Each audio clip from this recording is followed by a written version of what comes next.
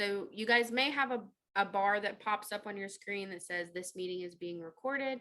By continuing to be in the webinar, you are consenting to being recorded.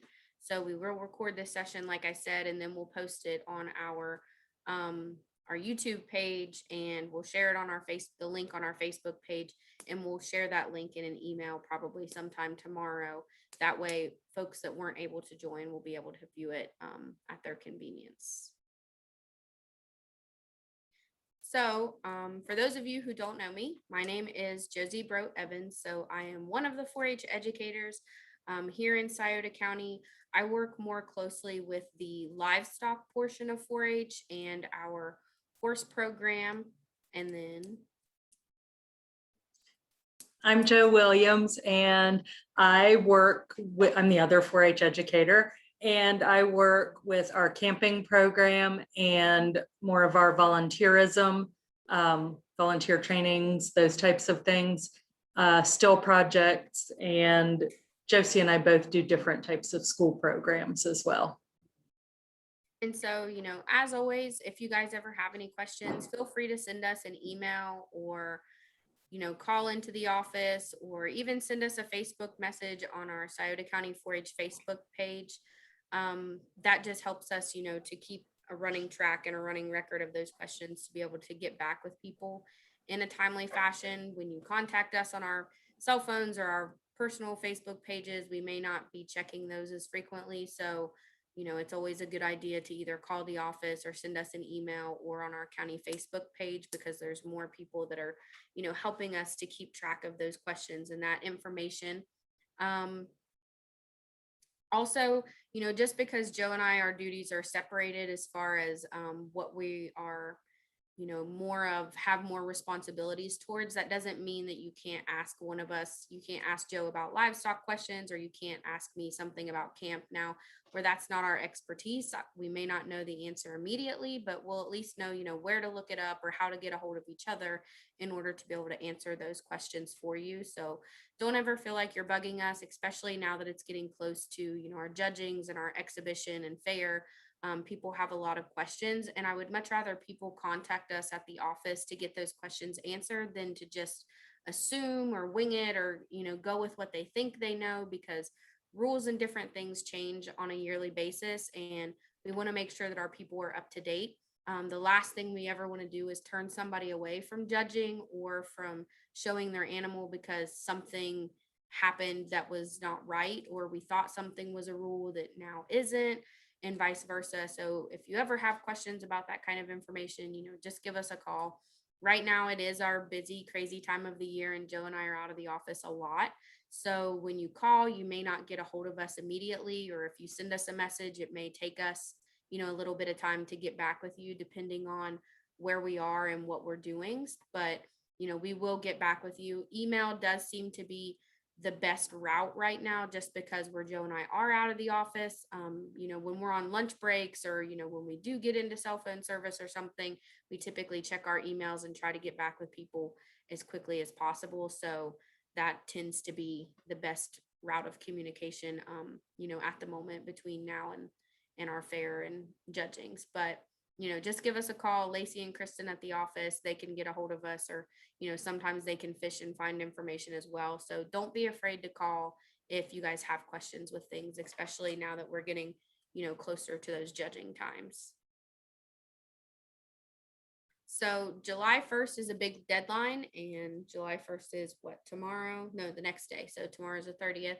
So there are, I know a lot of us are probably, even myself and Jo included, are out of the groove because, we had this gap year of 2020 where things were crazy, and we kind of got out of our system and our flow of doing certain things over and over and over, and our clubs as well. So we just want to remind people, and a newsletter did go out.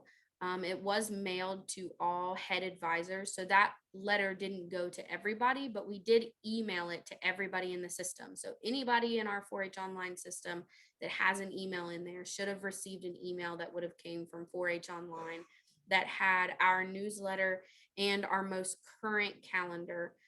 It's also on our website as well, but July 1st is a big deadline. There's lots of paperwork and things that are due in our office at this time. If you can't make the trip to our office and aren't able to get there, feel free to email us or even call the office, and, you can tell Kristen or Lacey or one of us, can I just give you some of these numbers and we can fill out some of this stuff for you, or take a picture and email it to us, or compose an email in a body and, say our club needs, this much space for a booth reservation, or we have these kids coming for Cloverbud interview. It doesn't have to be on that physical paper that you have to bring to the office. We have other ways of, getting that information. So don't feel like if you're not in town very much that you have to make a special trip down there to fill out this piece of paper. Of course, if you are in the area, that's fine, but there are other ways to get it into us as well. So those things that are due are booth reservations, Cloverbud interviews. If you have kids that are going to go through the Cloverbud interviews that we do at the fair, if you don't know what that is, we typically have our Junior Fair Board kids and our Queen and Court interview those Cloverbuds. Our little Cloverbud kids get shy. They get shy very easily. So the best thing to do is to maybe send them with something to talk about. Of course, our kids will ask them questions and try to, pull some information out of them. But, even if they have that project, that Cloverbud project book that they did, or maybe they have, maybe they're interested in showing goats and their older siblings show goats, and they can bring a picture of a goat or a stuffed animal, and, just to have something to talk about. Or if they did some activity within your club this year, that just kind of helps to pull those little kids out of their shell a little bit and give them something to talk about. Self-determined projects, they need to have those submitted, the category that they are exhibiting that project in, so we know what self-determined projects are coming. Creative writing and reporting interviews. So those kids that have done a creative writing, we have those turned into our office on the 1st, because typically that judge needs time to read through those pieces of work that our kids are submitting. So then once they get to the interview portion of judging, then they, have some notes and things that they can talk about. So they read those ahead of time to make notes. Demonstration judging, stall reservation forms. Did that change I think those are the due. 15th? I think those are due the 15th. I must have had a typo when I was typing that in. They used to be due the 1st. Yeah. So stall reservation forms are due the 15th. I think I have a little piece about them later. And then our dog show forms. So Joe mailed packets to all of the kids who are taking dog projects and will be exhibiting a dog project or coming to our dog show. So they have to have those forms turned into us by the 1st as well. And it's, information like the classes that they're in, shot records for that animal. What else? That pretty much. A copy of their dog license. Their vet, basically it's like a vet check form. Any kid taking a dog project, they actually have to have an official shot record or a form from the vet's office. If you vaccinate your own animal, those don't count. It has to be an official document. So you would have to have a vet sign off on those vaccinations that have been given. And all of that stuff with all of the explanation was mailed directly to the youth signed up in those projects. So, and that was mailed back the end of May. So they should have gotten those a month ago. And that paperwork is due July 1st, as Josie said. And if for some reason you can't find any of these forms, like, your dog kids can't find whatever was mailed to them, and they've lost that stuff, it's also on our website. So you can either, search it on our website, or if you call the office, we can direct you to where those forms are if you're looking for that information. So premium forms are a big one because people have seemed to forgot about those since we didn't do it last year. And I get it. There's things from last year that I've forgotten about too. But so for your kids, in order for them to receive their premiums as they have something on exhibit at the fair, those forms have to be turned into us on July 15th. And so those forms are actually stating that your kids have completed all of their requirements in order to be able to exhibit at the fair. So that means, meeting the meeting requirements, and any other things that are with your club that they have, completed their quality assurance, which I have records of that, but they've done all of the things that they're supposed to do in order to be a youth that's in good standing. And you're signing off on that when you submit that to our office. So those forms are due to us by July 15th. Now, the big thing is if you don't get those into us by July 15th, we won't actually have your passes ready for you by the pre-fair advisor meeting. And it's just because when we're processing a premium form for every single kid that's in our 4-H program, it takes a lot of time to document all of that information and compile all of that. And that's how we divvy out passes, because if you are a kid that's in good standing and you've completed all your stuff, then you will get a fair pass for having something on exhibit at the fair. So when Kristen and Lacey in our office create those club packets for everyone that we get at the pre-fair advisor meeting that has information about the fair and your passes and stuff in it, that's what we're going by, is that premium form. So if you don't turn in a premium form for somebody, then there won't be a fair pass for them. And then if you turn those in late, we just don't have, we cut it down to the wire by completing those premium forms by the pre-fair advisor meeting, and we just don't have time to get to those that come in late until after that pre-fair advisor meeting. So you want to make sure that you get those in a timely fashion and make sure you complete those, because kids can only collect premiums for 4 projects. So if your kids are enrolled in 10 different projects, they'll have to pick the 4 that they want to receive premiums for. And you can still exhibit all 10 of those projects, depending on what they are, but that doesn't mean that you're going to get premiums for them. So like kids that have a still project or a non-livestock project, like a cooking or sewing project, they have to have something on exhibit at the fair in their booth in order to receive even a fair pass. Because if you don't have something on exhibit at the fair, then you shouldn't be receiving a fair pass.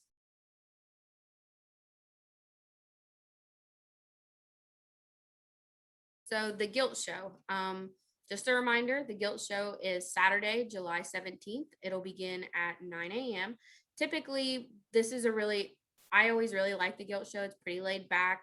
It's fun to watch those kids exhibit those breeding projects and to see, how they're developing those projects and things at home. But there's typically not a lot of kids that show in it, so it's not a huge attendance, and it's pretty, laid back, and it's a enjoyable time. So I encourage folks to come out and support those kids. If you have kids that are taking swine projects, especially if they're new, this is a good way to come and observe from some of those other members, and to kind of see what the pig show is like when we get to the fair. This is kind of that scaled down very drastically, but we typically don't have a lot of chairs or bleachers or things like that set up, just because they're getting everything else ready for the fair.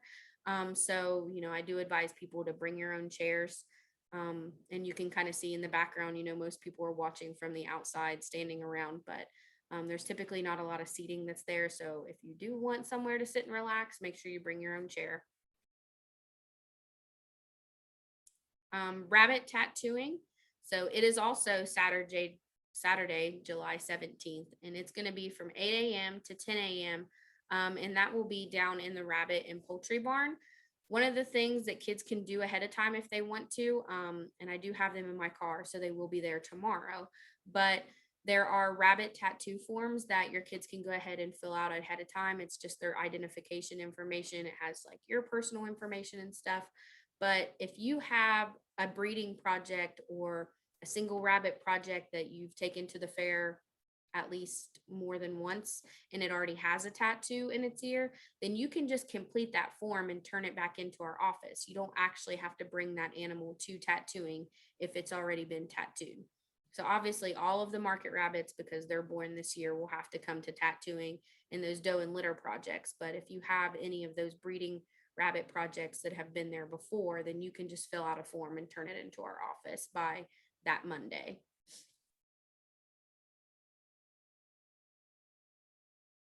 So the junior fair schedule, we have sent this information out, already a couple times. I'm finalizing and working on the huge junior fair schedule as far as some different information that'll be, taking place as far as the different projects and when things can come and go at the fairgrounds. But this is just our livestock schedule. that's for the year. So we have had a few changes. There were some good things from 2020 that we took away that we would like to carry forward. And some of those are moving some of those shows around.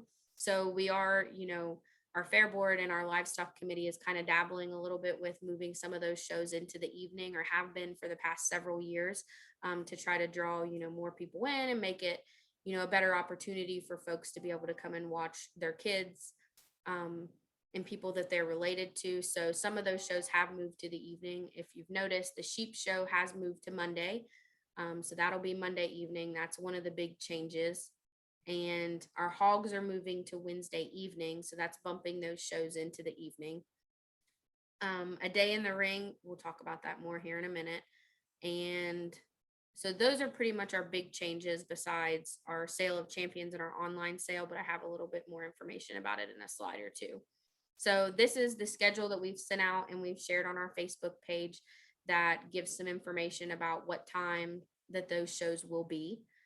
So you guys can refer to that, or, take a picture, but we have emailed this out and it has been posted on our Facebook page. We'll probably share it and send it out again, but just as a reminder.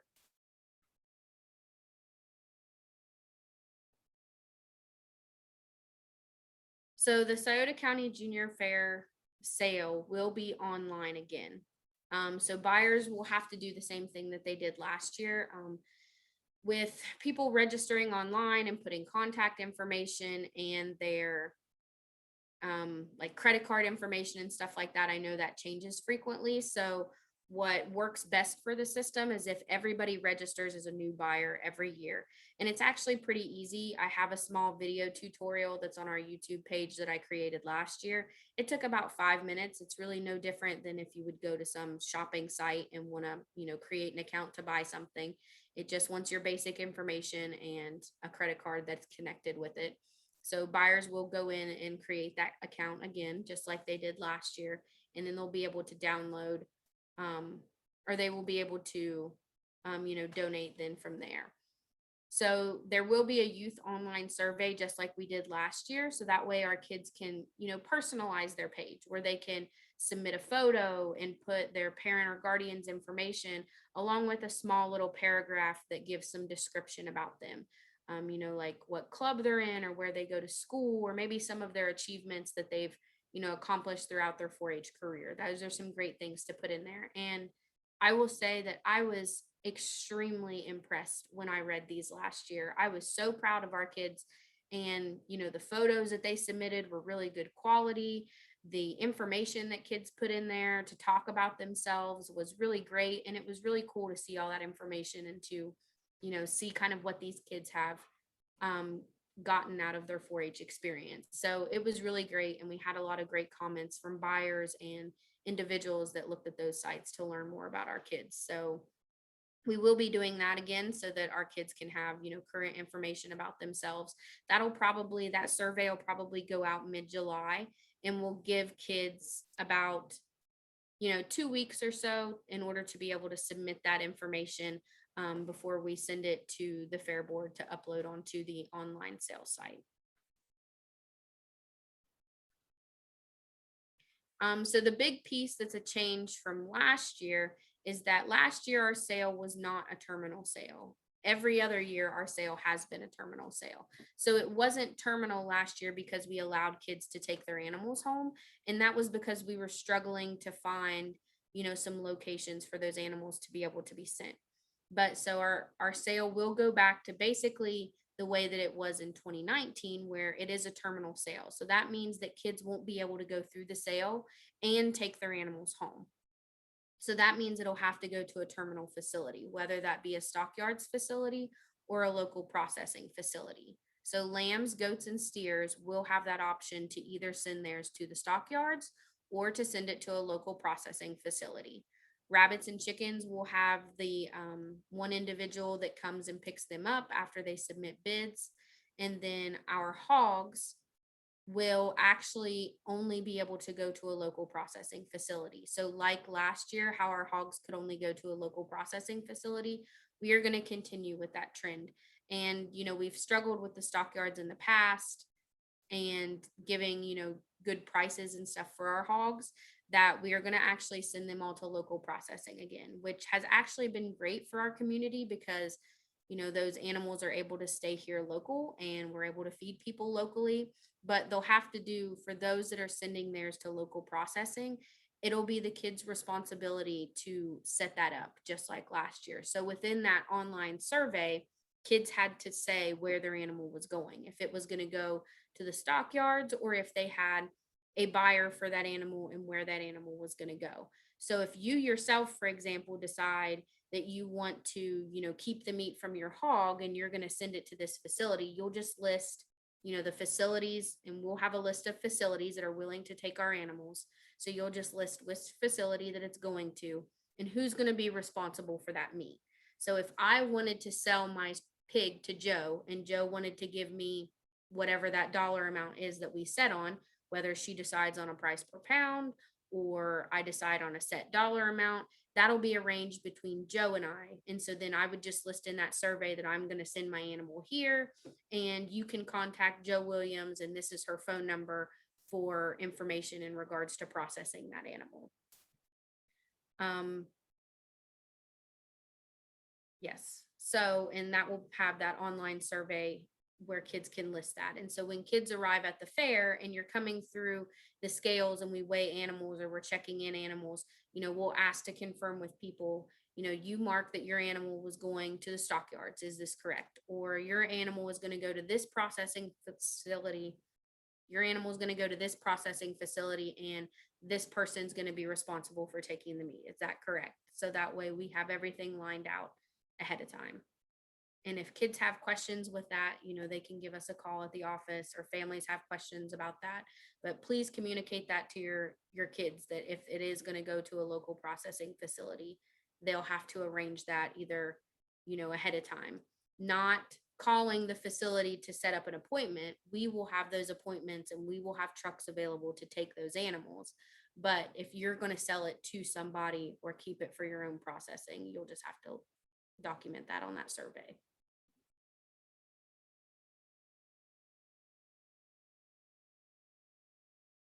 So the livestock stall reservations, so like I said earlier, there was a small typo, but those are due on July 15th.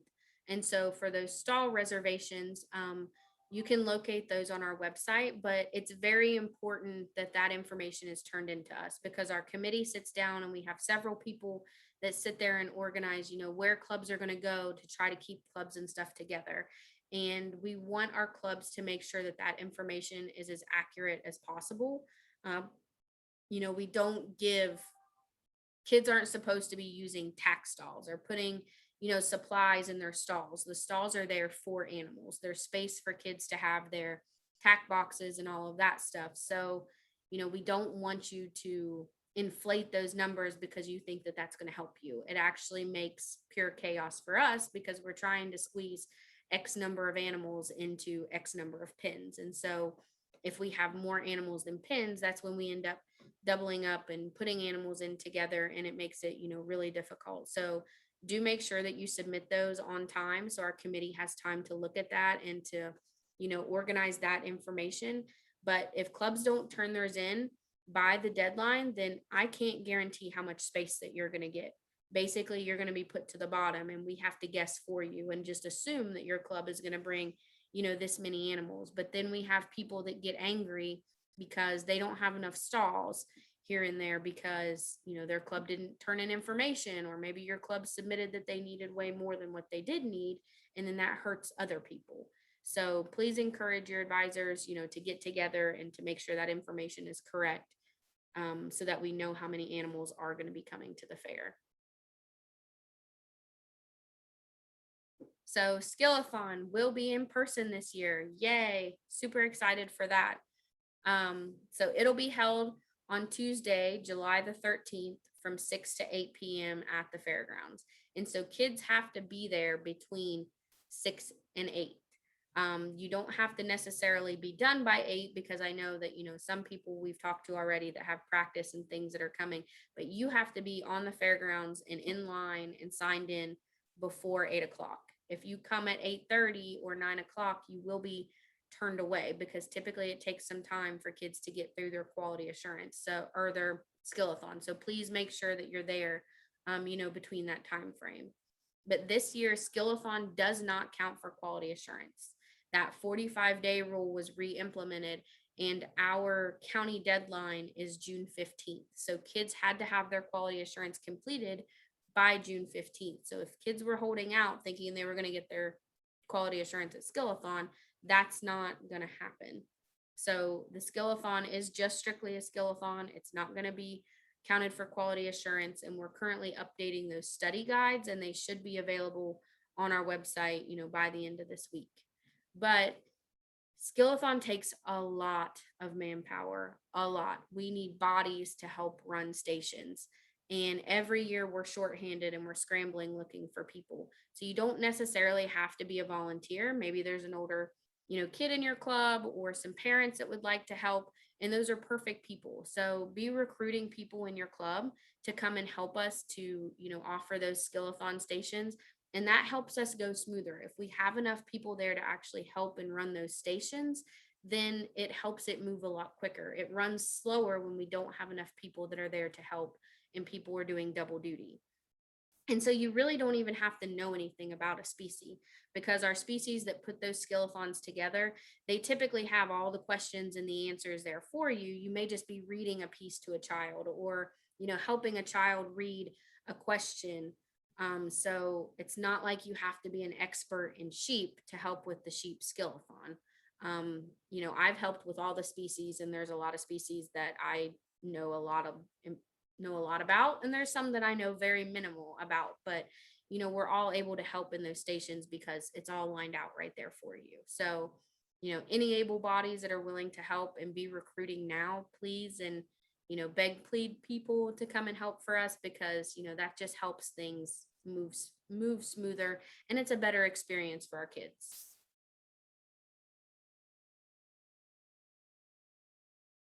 Joe, do you want to talk about the Fair Queen contest? Sure.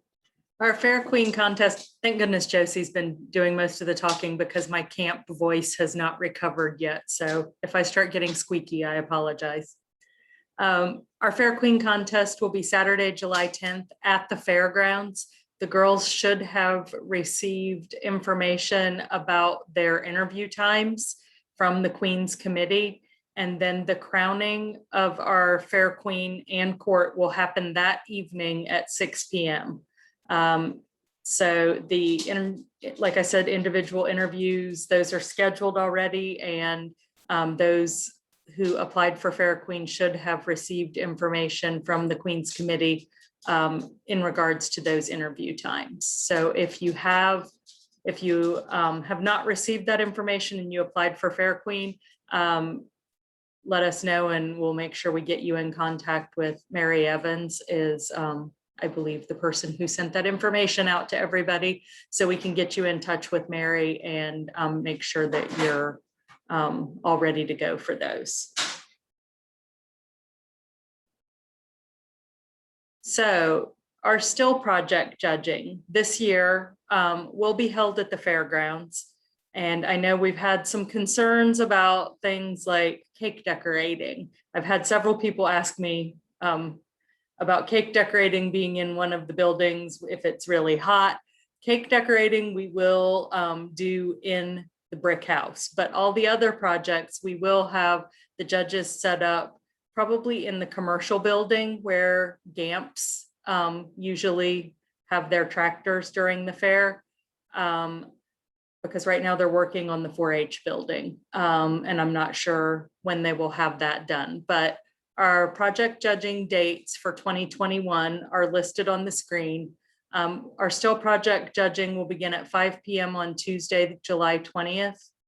Clothing and quilting will be at 3 p.m. on Wednesday, July 21st.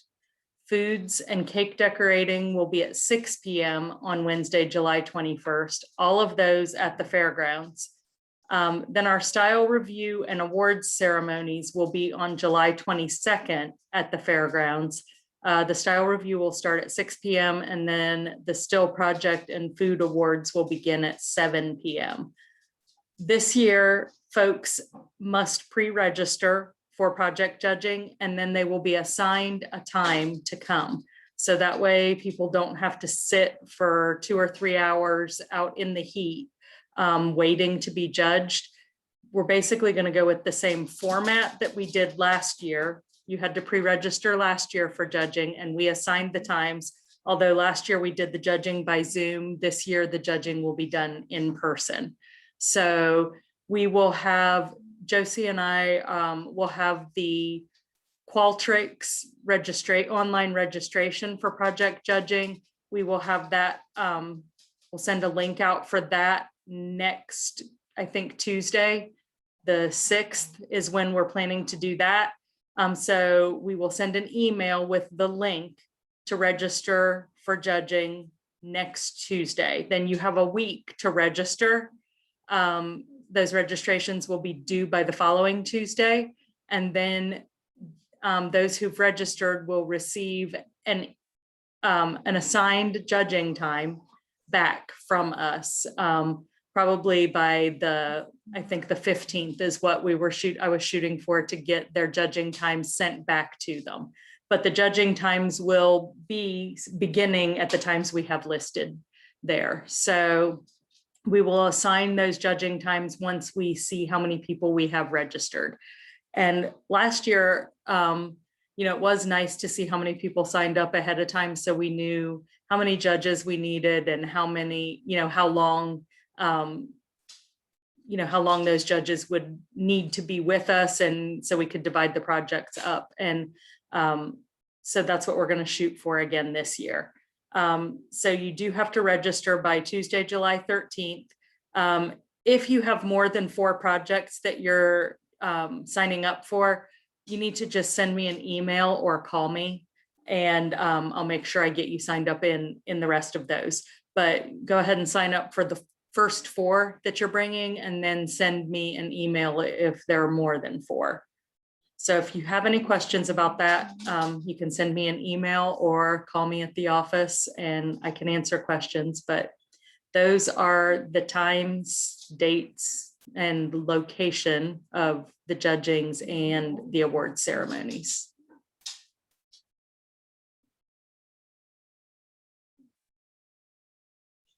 Wrong way. Sorry, I'm muted. So I was backtracking because a couple things occurred to me that I forgot to mention about the sale and the sale of champions. So on Saturday, we actually are having a sale of champions. So Saturday of the fair, which should be August the 14th. And so that sale of champions is going to take place at 1 p.m. Buyers will have some time before that to have a brief buyers meeting.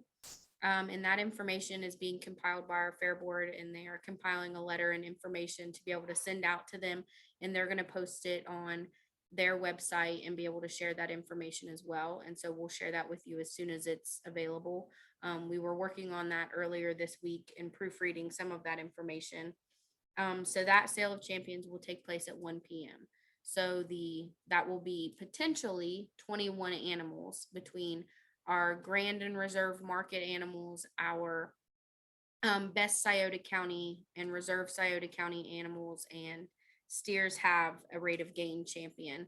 And so between all of those animals, we will start selling those at 1 p.m. And we do have a sale order for them as well, which it would have been whatever it was in 2019. We take the last BC and move it to the front. So I do have that information. But the other big piece about that is, we're going to have that information that our kids submit. When I said they, submit that information through that online survey of their name and their descriptive information. That information will also be running on basically a screen that we're going to have available to be able to recognize those children that weren't in the sale of champions. And so the buyers that are there can see that information up there as well.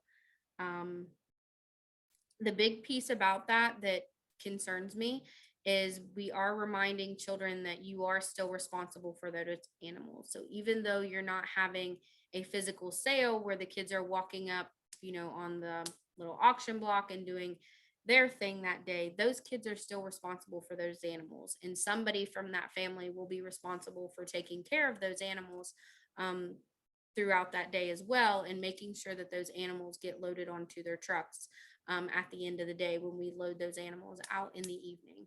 So our committees will be going around to, and this is something that we've gotten away from several years, but our committees will be going around and inspecting pens and inspecting animals on a daily basis. And it's up to those kids to make sure that they are still taking care of those animals. Just because you've already showed your animal doesn't mean that you're done with it. So it is very important for you to still be taking care of that animal, because as a 4-H program, we're teaching our kids to raise those wholesome quality animals that are able to end up in the food chain when we're referring to our market animals. So we still need to be taking care of those and upholding our responsibility up until the time that they go on to the truck and they go on to other locations, as they're taken out of your responsibility. But until then, that animal is your responsibility. You can be removed from the sale. So it is important for us to remember that, and for people to remember they still have to come back on Saturday and take care of.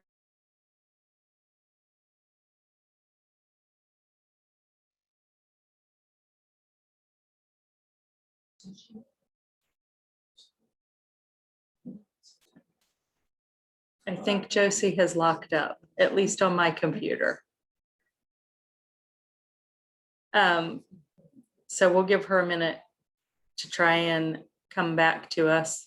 Uh-oh, there she is. Oh, now you're muted. Oh no, sorry. I guess the wind blew just right and my internet went out. Good thing you were recording and I wasn't. So did you get any of my spiel regarding taking care of animals on Saturday? Yeah, you didn't lock up until just right there at the very end. Okay, So, perfect. So, all right. So moving on to the mentor workshop. so we have Faith Harding, who is one of our teen leaders and Junior Fair Board members, came up with a great idea to offer some mentoring to our younger 4-H members. And so some of our teen leaders have agreed to serve as mentors for 4-H members who are in the projects that are listed on your screen at the bottom of the flyer. So food and nutrition, scrapbooking, cake decorating, clothing, miscellaneous still projects, and vet science. And so if you have any youth, or you are on here and you are a member who is taking one of those projects and you don't have a whole lot of experience in those projects, you can sign up to join our series of mentoring workshops. And the first one will be tomorrow. Is it tomorrow or no? It's Thursday. So yeah, it's July 1st, and they're split into 2 time frames. You can see those on the bottom of the flyer. 3 of the project groups will meet from 6 to 7, and then 3 of the others will meet from 7 to 8. But that first meeting, the mentors will talk to the kids who sign up about the project requirements, the introduction to those projects, what they have to do to complete the project, because some projects are designed to be completed in 1 year, other projects are multiple year projects. And these, so you can take them more than once and continue. You might not have to complete all the activities in the book the first year. So our mentors are available to help the kids work through what the requirements are for their projects and kind of discuss what they need to do.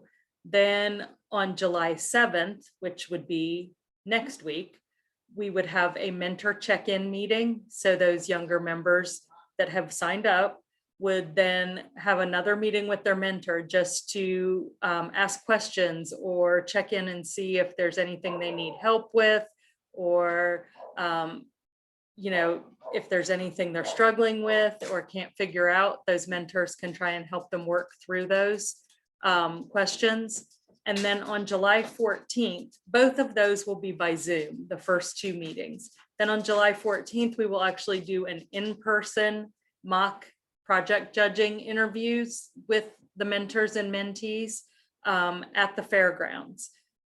So it's a really good opportunity for those 4-H members who are not as familiar with the projects to get a little bit of help and gain some confidence and understand what's expected at judging and practice their interview skills. So we are limiting it to no more than 5 kids per session. So 5 food and nutrition kids, 5 scrapbooking, 5 cake decorating.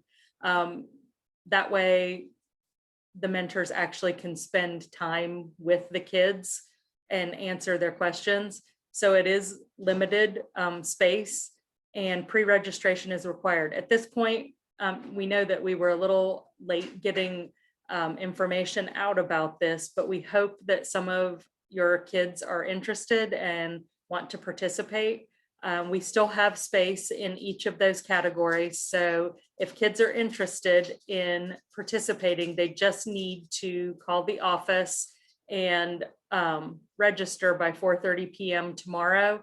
Then when they register, they'll need to give their name and their project and their email and how many years they've been in that project. And then we will email the Zoom link to those who have registered. So please share that with anybody you know you think might benefit from that mentoring. And we hope that we get a good turnout, and we think it'll really help the kids that participate. Our teens that are helping with this they're all really good. They've all been to the state fair and been very successful in county judging and state fair judging. Most of those teens have competed and gotten outstanding of the days and clock trophies and everything like that at the state level even. So we've got some really good folks that are going to be sharing their expertise with our 4-H members.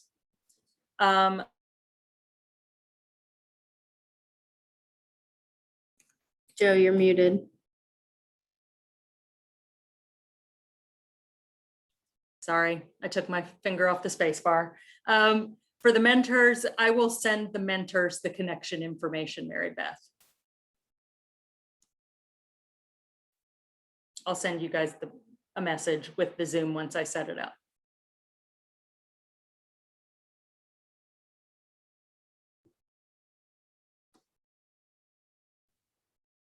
So small animals and dogs. We mentioned earlier that those who are planning to participate in the dog show received a packet. Well, all dog project members received a packet in the mail end of May, beginning of June, that included all the information about how to sign up for the dog show, the paperwork they need to complete and send back to our office, which is due by July 1st, because we have volunteers who review the paperwork and make sure that everything's got all their stuff in order prior to the show. The show will be Thursday, July 15th at the Wheelersburg Baptist Church Gymnasium. The Baptist Church in Wheelersburg is kind of across the street from Dollar General on Old Gallia Pike, I believe.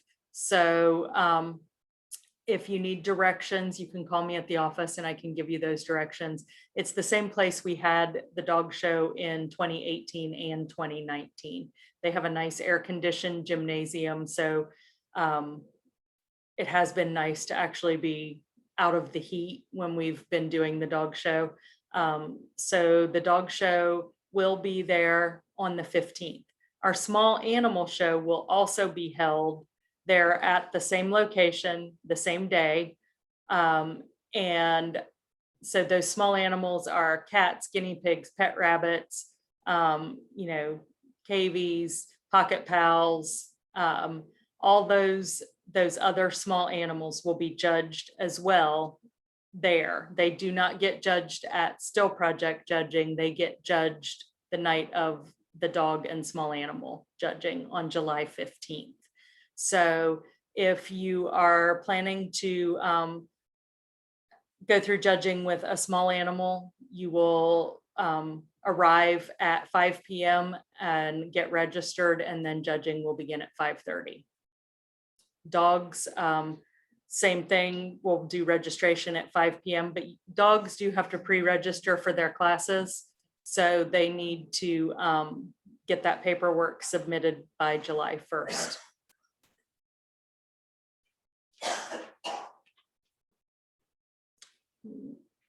Cloverbud Day Camp will be held at 9 a.m. to 2:30 p.m. Tuesday, July 13th at the fairgrounds. The registration forms for Cloverbud Day Camp are available on our website. The fee for Cloverbud Day Camp is $15, and those forms are due by 4:30 p.m. next week on July 6th. So you can find that information on our website. There will be water activities.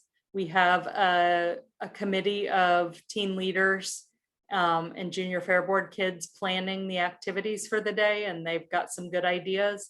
So kids can, wear stuff where they're going to plan to get wet, bring a beach towel. We will provide, provide pizza for lunch, and so the kids should have a fun time that day. We know that Skillathon is that evening, so it's going to be a fun-filled, busy day for us, but we hope that we have a good turnout of Cloverbuds at the fairgrounds, but you do need to pre-register by July 6th.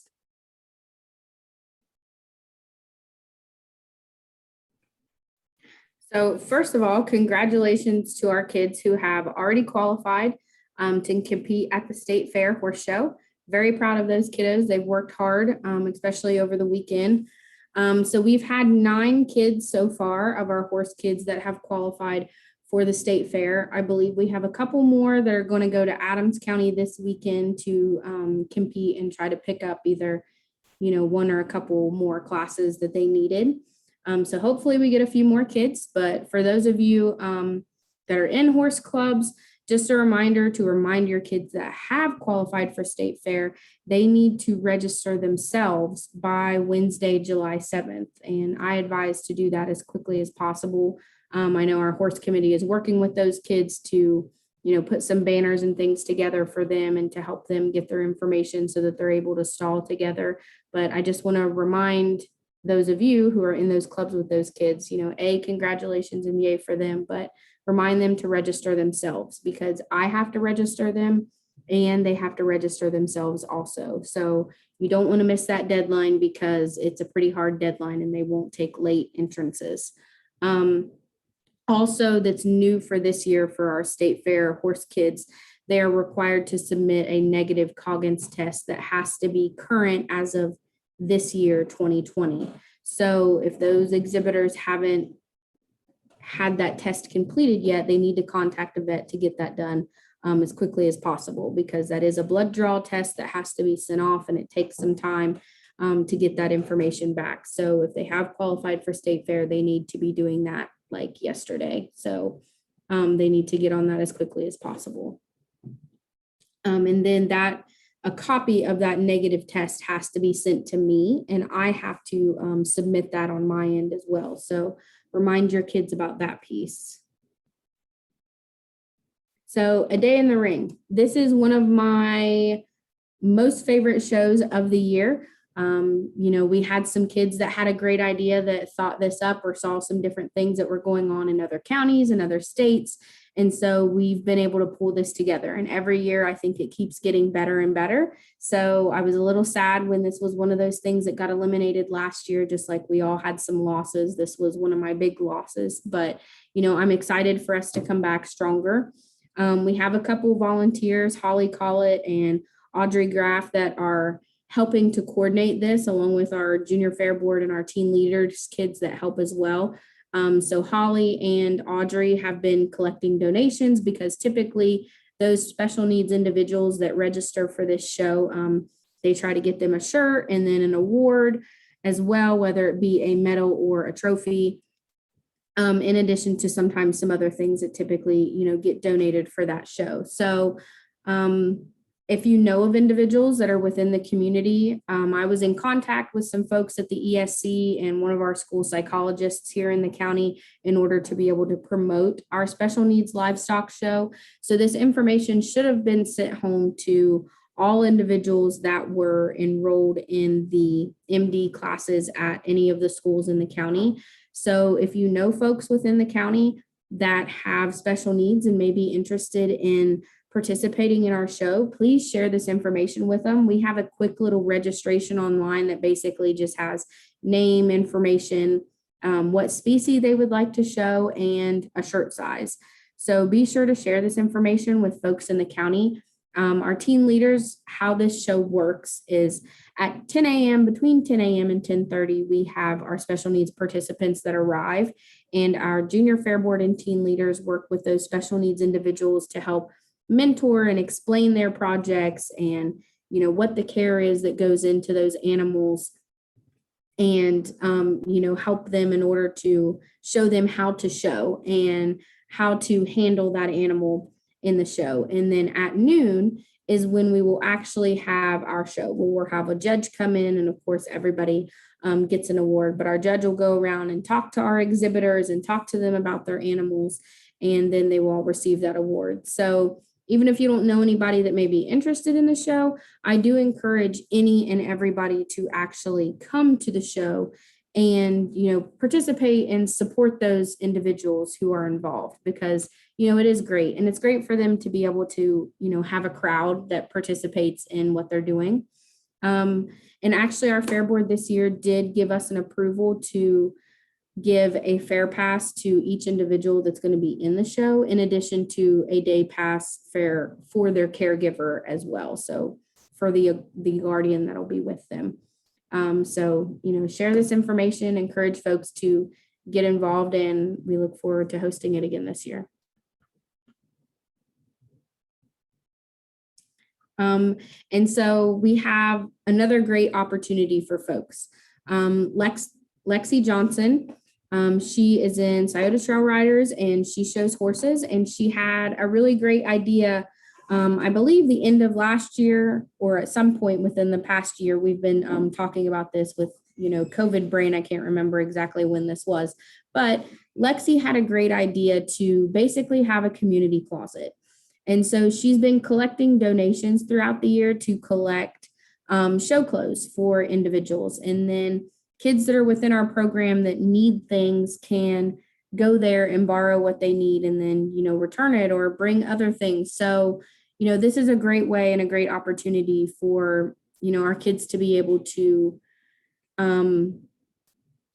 for some kids that, they need show clothes, this is a great opportunity for them to be able to acquire the things that they need on their show day. So Lexi is actually going to set up a booth in our 4-H building that is labeled as our community closet. And that's where the items that she's received will be available. If anybody has any, show clothes that they're no longer using or have no use for and would like to donate it, she's gladly accepting any and all adult and youth sizes, jeans, pants. Just because Lexi's a horse kid doesn't mean that all of the stuff that she's collecting is just for horses. She's trying to, hit all the way across the spectrum as far as our kids that are showing. So that way there's something for everybody. So if you have, hats, boots, belts, show shirts, things like that you no longer need, or even jackets when it comes to our small animals that show in the lab coats. So if you have things like that you're no longer using and it's just collecting dust in your house, feel free to get a hold of us and we can put you in contact with Lexi or her mom in order to be able to pick that stuff up, or feel free to drop it off at the office and I can pass it off to Lexi. But this is a great community service opportunity that Lexi's thought of. And so we're pushing hard to help her promote it. And, it's a great thing for our kids. So if anybody has anything, then they want to donate, just feel free to bring it by the office or contact us and we can put you in contact with Lexi and her mom to be able to swap that stuff out. So one of our final big things before we start answering questions is please, please, please remind those in your club to check their email and to check their mail. We really don't want our folks to miss out on any of the opportunities, but we've had some people in the past few weeks that have, oh, well, we received that mail, but we didn't read it. Or, oh, I saw that email, but I didn't think it was important. So typically, we're not sending mailings and emails just for the sake of sending mailings and emails. We're sending them because it's important information that we want to share with folks. And when we send out newsletters, especially when we're mailing things, it's really important because with tight budgets and when we weren't allowed to spend money and to be able to send those things, we really haven't been mailing a lot. So when we do mail things, those are specifically, very important for folks. And we want to make sure that people get that information and they're not missing out on some opportunity, because I would hate for some kid to, not be able to do something strictly because they didn't read the mail that we sent directly to them, or they didn't read the email that we sent that had all the information in it. So I can't stress enough how important it is to make sure that the people in your club are checking their email, or, that they're checking the mailings that we send to us. And the biggest piece comes from the kids that are in their club. They're like, well, we thought our advisor would tell us, or we thought our advisor would do this, or the advisor shared it with us. But, some of that responsibility comes back on those families. We have, over 1,000 kids in our program. So it's hard for Jo and I to communicate with all of them. So we rely on our volunteers, and we can send out emails quickly with information, or we can share it to our Facebook page very quickly. So it's important for people to check that information, because I know that we all get busy and it's hard to share stuff, but if we're sending it to you, it's because it's important. So make sure that folks are reading the information that we're actually sending them. And through our database, it gives us a report of how many people actually open those emails. So I can look back and I can tell you every time that Jo Williams received an email from 4-H Online, and I can tell you how many of those she actually opened and looked at, or if it was delivered or if it wasn't. So, if you're not getting our emails, make sure that you call the office to check and see, where it's going. Did you have an old email in there that you're not using anymore? Or is it going to a spam folder? Or when you enrolled for the year, did you type your email in incorrectly? And the big thing is, especially with kids that are in school, they have those school emails, and sometimes those school emails get shut off during the summer or whatever, and they don't necessarily have access to them all the time.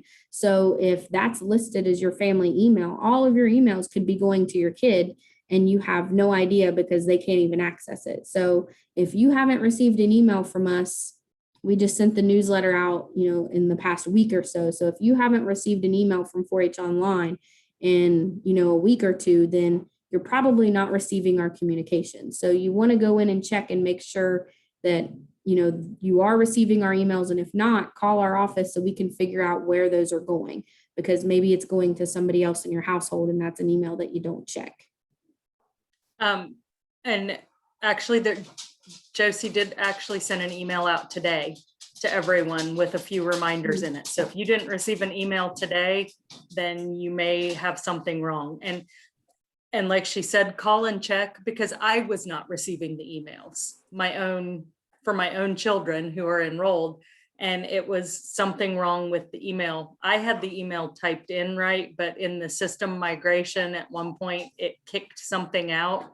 And so I wasn't receiving emails. Josie was sending stuff out and I wasn't even getting it. So please, if you aren't getting emails, call and check or log into 4-H Online and double check the email address that is there, to be sure that it is an email that you actually have access to and are checking. Because like Josie said, a lot of times we'll have somebody call and say that they never received an email, and we can open it up and look, and it went to somebody and it was open. It went to the email address that's listed and it shows that it was actually delivered and opened. So, or we can see that it was delivered and they never opened it. So, just be sure that you're checking that it's a working email address and that you're checking your email occasionally. We know sometimes kids don't check their email a lot. So just make sure that, you're checking periodically.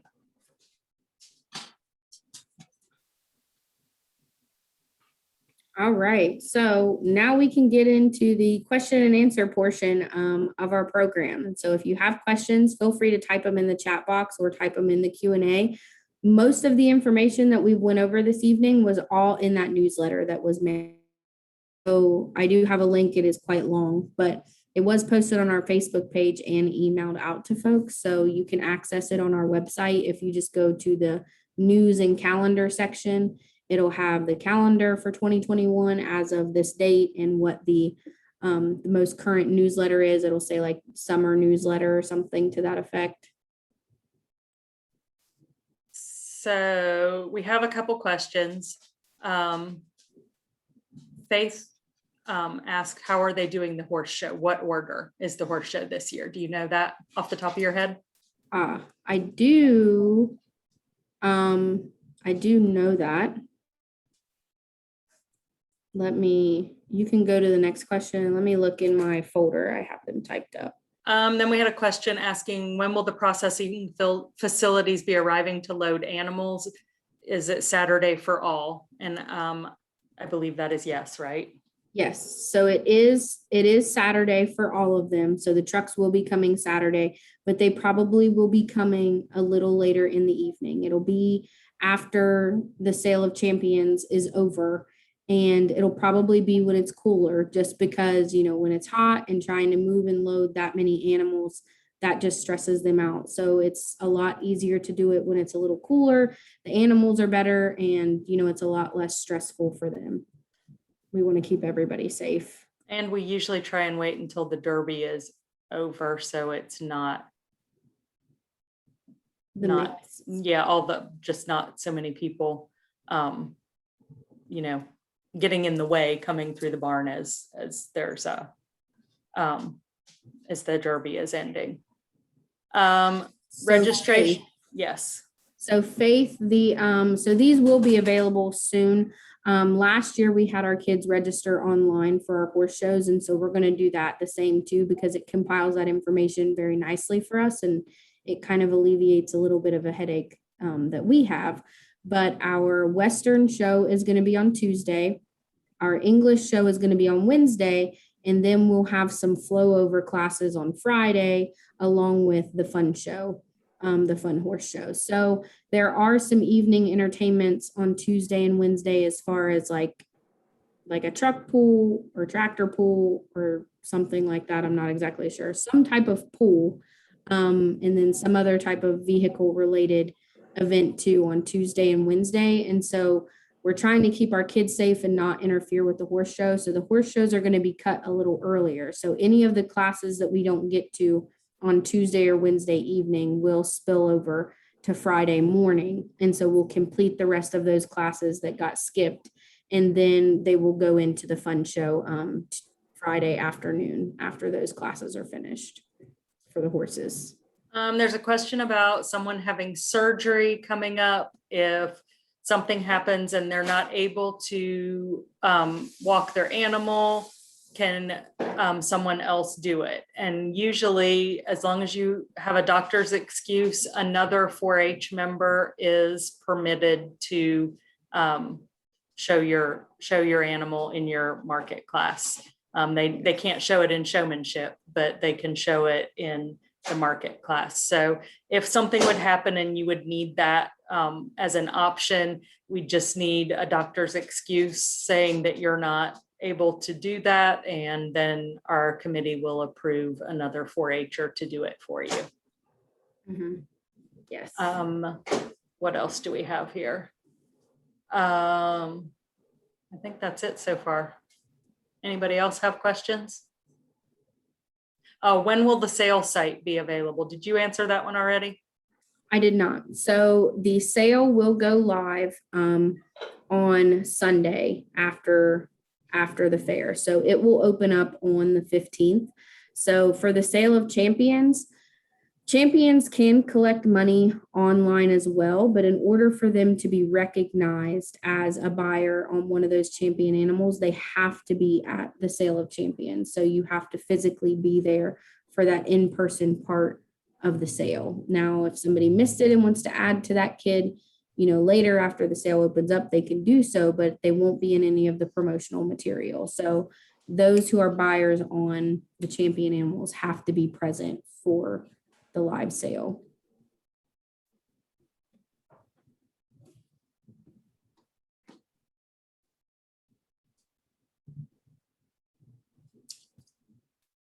Anybody else have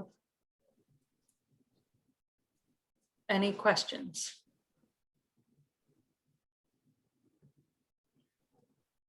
Where do you find the registration for the Adams County PAS show? Oh, So it just came through. So I can email that to you, Faith. Their PAS show will be Saturday the 3rd. And you can bring your paperwork with you. They'll accept registrations the day of. They would like for you to email the classes that you're going to be in, just so they know where to accept or where to expect there to be, people showing, just so they have a good idea.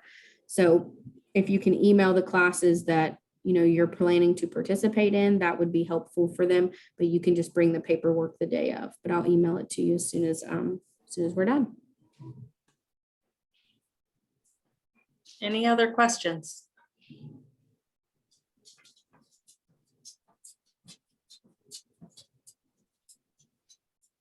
So as soon as the Fair Board is still finalizing a few information and the paperwork that they're going to be sending out to buyers from last year as far as registering for the sale. So as soon as that's available, I will be sure to send out an email to everyone, letting them know and sharing that paperwork that they're planning to send out to everybody. They were working on it earlier this week. We were actually doing some editing yesterday and today. So I expect that paperwork to be online, sometime here soon. And then buyers will be able to go in and register at any point as soon as that site's turned on, but they won't be able to actually pledge money to kids until the 15th, which is the day after the fair.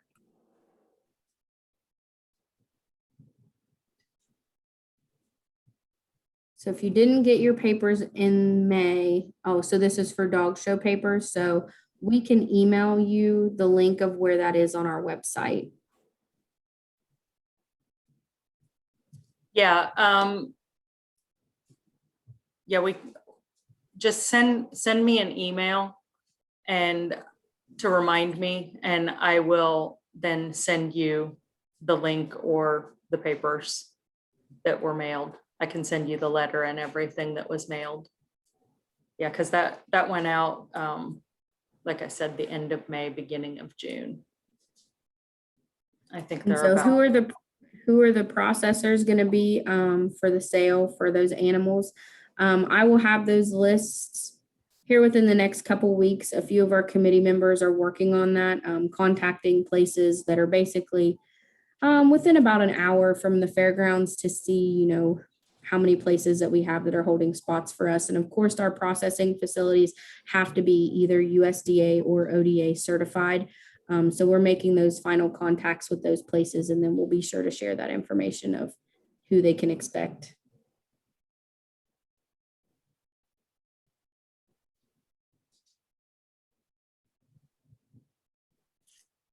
Anyone else?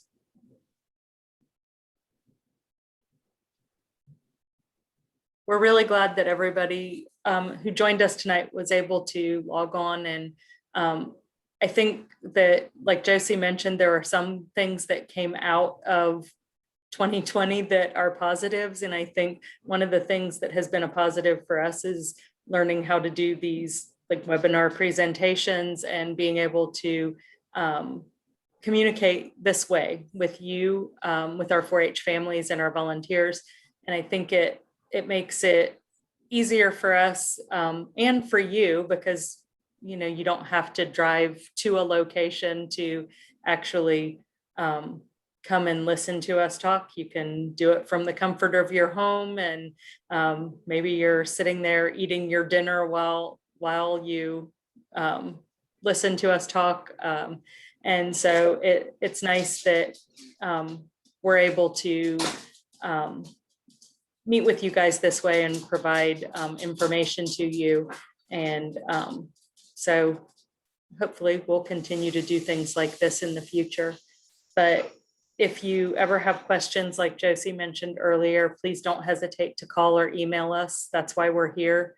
We want to help you through the process, and we want to make sure that everybody knows what they're doing, and our folks are meeting the guidelines and following the rules and know the expectations. So anytime you have questions, please don't hesitate to ask, because we want to help you through so everybody has a great positive experience.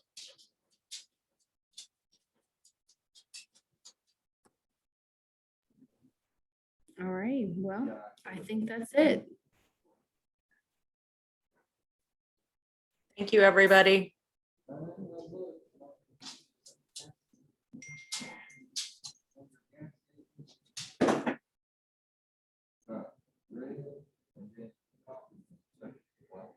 All right, well, I'm gonna go ahead and close out so we can stop our recording, and then we will be sure to post this online, and we'll send an email out tomorrow. So then you can share that link with the folks in your club who missed out.